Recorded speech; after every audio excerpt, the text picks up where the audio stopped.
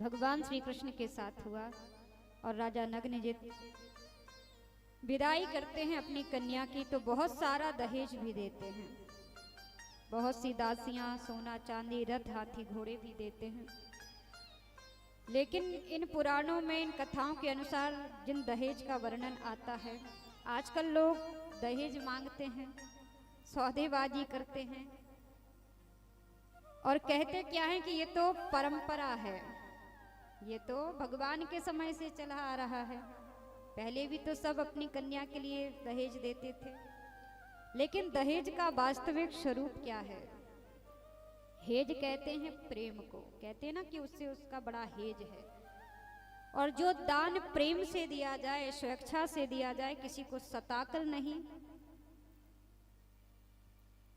लिया जाता है, जो किसी को परेशान करके नहीं लिया जाता है, जो दाता स्वेच्छा से प्रेम के, श्रद्धा के अनुसार दान देता है, उसको दहेज कहते हैं।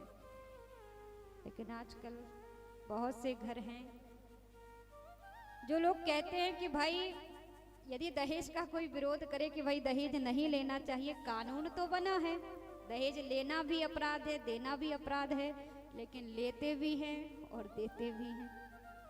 और कानून के रखवाले ही देते हैं और कानून के रखवाले ही लेते हैं। एक नौकरी लग जाए 50 लाख चाहिए, 1 करोड़ चाहिए, करोड़ों की शादियां होती हैं। लेकिन नहीं जानते कि एक पिता कैसे करता है। अपनी पुत्री के सुख के लिए कर्ज भी लेते हैं, जमीन जायदाद भी बेचते हैं कि कैसे भी कन्या को सुख मिले, पुत्री सुख में रहे। लेकिन उस सुख की कोई गारंटी नहीं, उसके नसीब को कोई देखकर नहीं आया कि जिसके लिए माँ बाप कर्ज भी लेते, धन संपत्ति सब न्यौछावर कर देते, आगे चलकर उसको मिलेगा क्या। लेकिन लोग कहते हैं कि भाई हमसे कोई ना ले तो हम भी किसी से ना लें। कई लोग कह देते हैं कि भाई हमारे घर में भी बेटियां हैं, हमारी भी बहन है, हमारी बहन से कोई ना ले तो हम भी ना लें। लेकिन ऐसा नहीं होना चाहिए, क्योंकि धर्म तो यह है, यदि आप सज्जन हैं, भले मानुस हैं, तो भलाई तो उसे कहते हैं कि जो दर्द आपने सहा है, जो पीड़ा आपने सही है, वो किसी और को ना सहनी पड़े। यदि आपने अपनी बेटी का विवाह किया है और समस्याएं उठाई हैं, कर्ज उठाया है, तो आप भी सोचिए कि जो कष्ट हमने सहा वो किसी और को ना मिले, किसी और कन्या के पिता को ना मिले। लेकिन यहाँ उल्टा होता है, सोचते हैं हमने उठाया है तो हम वो भी उठाए, हमने कष्ट सहा है तो वो भी सही। तो ये भलाई नहीं है। सज्जनता ही वो है, भलाई वो है कि जो दुख हमने सहा वो किसी और को ना सहना पड़े। इसलिए दहेज परंपरा नहीं, कुप्रथा है, कुरीति है। लेकिन दुर्भाग्य है कि हम आप कितना भी उपदेश कर लें, बड़ी बड़ी बातें कर लें, कानून भी बना दिए जाते हैं, लेकिन पालन कोई नहीं करता।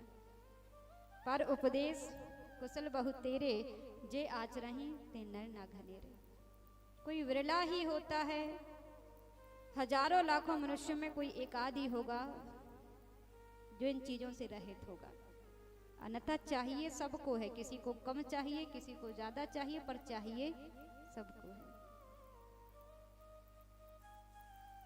एक पिता होता है, जब बेटी के हाथ पीले करता है तो कई घटनाएं आपने सुनी होंगी कि दहेज के कारण क्या क्या नहीं होता, बेटियों को कितनी परेशानियों का सामना करना पड़ता। और कई बार अब तो कानून ऐसे हैं कि लोग डरते हैं, इसलिए अधिक परेशान नहीं करते। नहीं तो पहले तो कई बेटियों को जिंदा तक जला दिया गया दहेज के कारण कि दहेज लेकर आओ।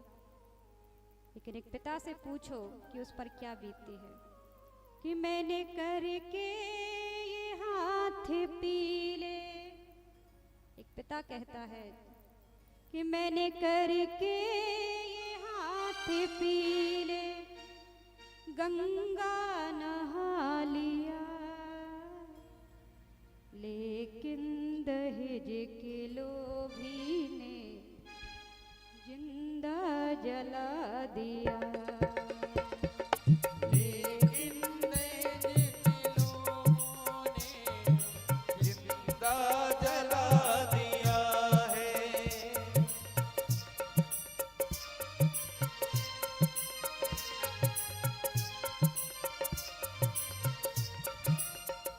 मैंने करके ये हाथ पीले, मैंने करके हाथ पीले, मैंने गंगा नहा लिया, लेकिन दहेज के लोभी ने बिटिया जिंदा जला दिया। लेकिन दहेज के लोगों ने बिटिया जिंदा जला दिया है।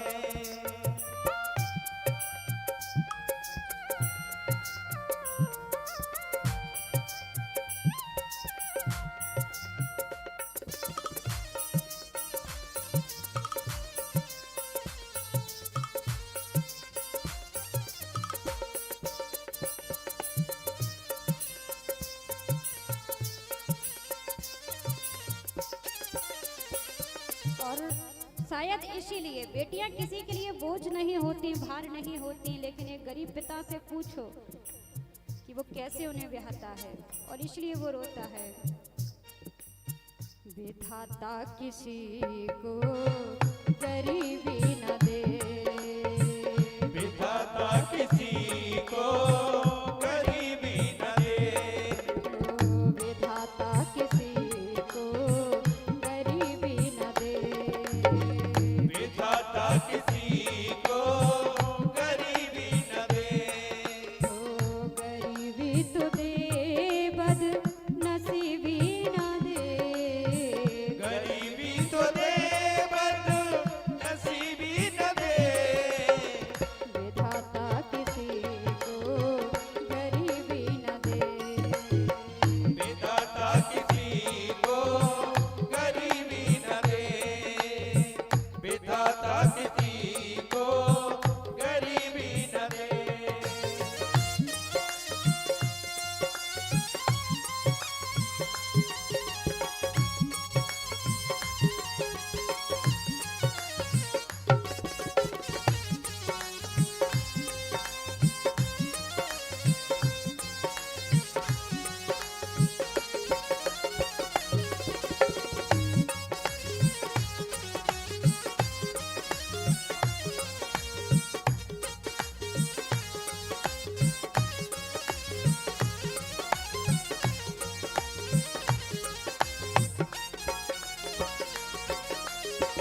गरीबी तो दे पर बेटी न दे, गरीबी तो दे पर बेटी न दे, क्योंकि गरीबी हो और ऊपर से बेटी हो तो चिंता केवल इस बात की रहती है कि इसका विवाह कैसे होगा, कैसे हम इसको अच्छे घर में ब्याहेंगे, क्योंकि यहाँ तो सबको पैसा चाहिए, धन चाहिए, दहेज चाहिए।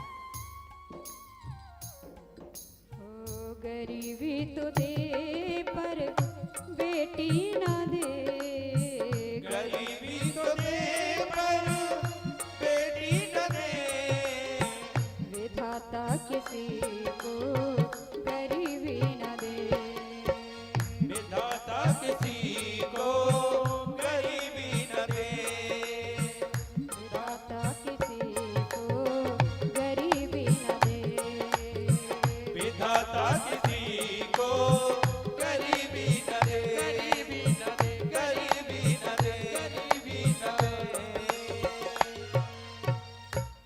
इसलिए निवेदन है कि ये जो आपके यहाँ कथा चल रही है या कहीं भी हो, यदि आप सत्संग से जुड़े हैं, धर्म से जुड़े हैं, तो ये धर्म सफल तभी होता है जब उस धर्म से, सत्संग से हम कोई अच्छी बात लेकर आते हैं, किसी बुराई का त्याग करते हैं, अवगुण को छोड़कर कोई अच्छा गुण अपनाते हैं। अब जबरदस्ती तो हम किसी से करवा नहीं सकते, ये तो सब अपनी अपनी इच्छा पर निर्भर करता है, पर निवेदन अवश्य कर सकते हैं कि किसी को इतना ना सताएं कि किसी की आत्मा दुख जाए, और आत्मा दुख कर आप कुछ लेंगे भी तो उससे सुख तो मिलने वाला है नहीं। तो जो प्रेम से दिया जाए उसे ही लें, और उसे ही दहेज कहा गया है। भगवान श्री कृष्ण इस प्रकार नागिन जिति सत्या के साथ विवाह करते हैं। बोलिए भक्तवत्सल भगवान की जय हो। बोलिए जगदम्बे मैया की।